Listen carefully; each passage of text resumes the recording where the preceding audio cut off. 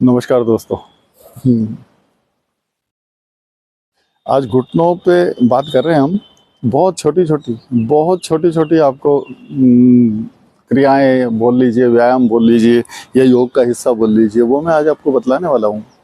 ये मान के चलिए, अगर आप उसको उनको अपने जीवन में उतारते हैं, अपने दिनचर्या में शामिल करते हैं, तो निश्चित मान के चलिए घुटनों का दर्द आपको बिल्कुल बाय करने को मजबूर हो जाएगा, बिल्कुल दूर हो जाएगा घुटनों का दर्द।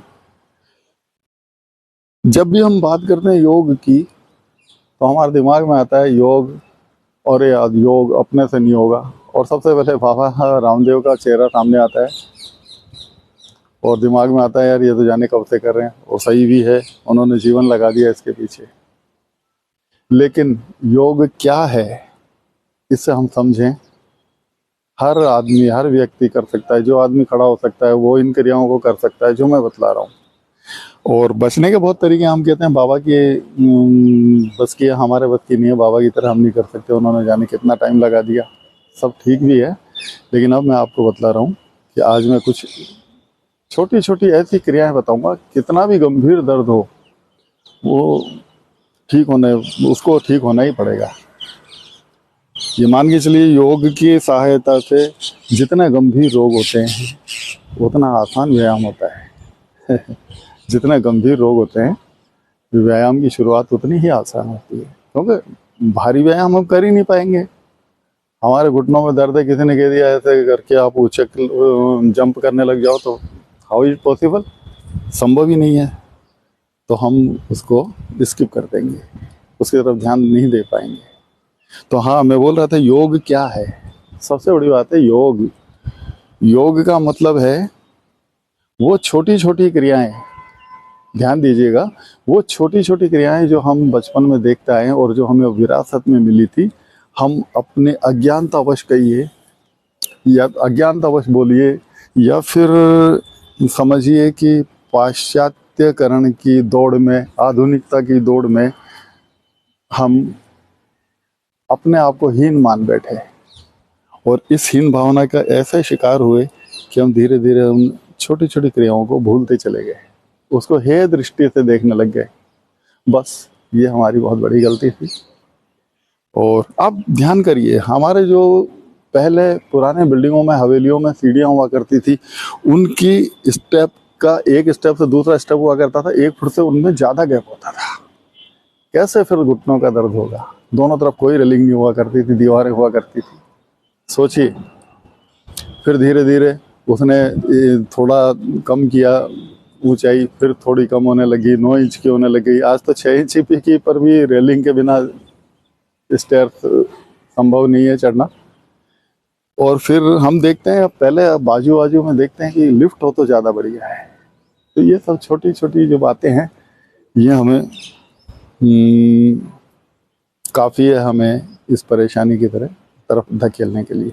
तो मैं आपको एक छोटी सी क्रिया से ही मैं आपको बतला रहा हूँ। मैं फिर विश्वास दिलाता हूँ, सबसे बड़ी 2 बात ध्यान रखिए कि नियमित करना है मुझे, मुझे ही करना है। और ज़बरदस्त विश्वास पैदा करिए, ज़बरदस्त विश्वास, फुल्ली कॉन्फिडेंट कि मैं ठीक हो रहा हूँ, और ठीक होना ही है। घुटनों के दर्द को आपको छोड़ के जाना ही पड़ेगा। कोई रिप्लेसमेंट, कोई ऑपरेशन की ज़रूरत नहीं है। लेकिन इसकी महत्ता को आप समझिए। बहुत छोटा सा व्यायाम बता रहा हूँ, इसे आप 10 और 20 से शुरू करिए और धीरे धीरे 100 तक कर लीजिए। बहुत अच्छा ये परिणाम देने वाला है। 100% आपके घुटनों का दर्द का इलाज यहीं छुपा हुआ है, ये समझ लीजिए। करना क्या है, ये जो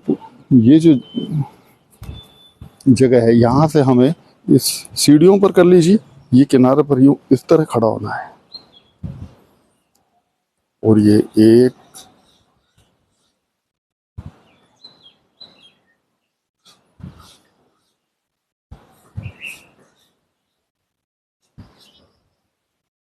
रेलिंग का सहारा ले लीजिए, आप इधर से रेलिंग पकड़ के कर सकते हैं।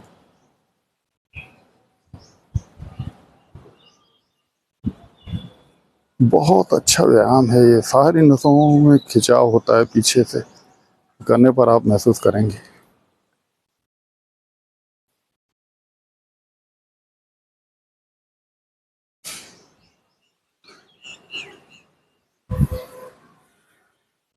बहुत ही ज़बरदस्त परिणाम पाने के लिए हमें ये ज़रूर करना चाहिए। वो अब उसी तरह उल्टा आप यहाँ ज़मीन पर खड़े होकर सीधे यूँ हो जाइए।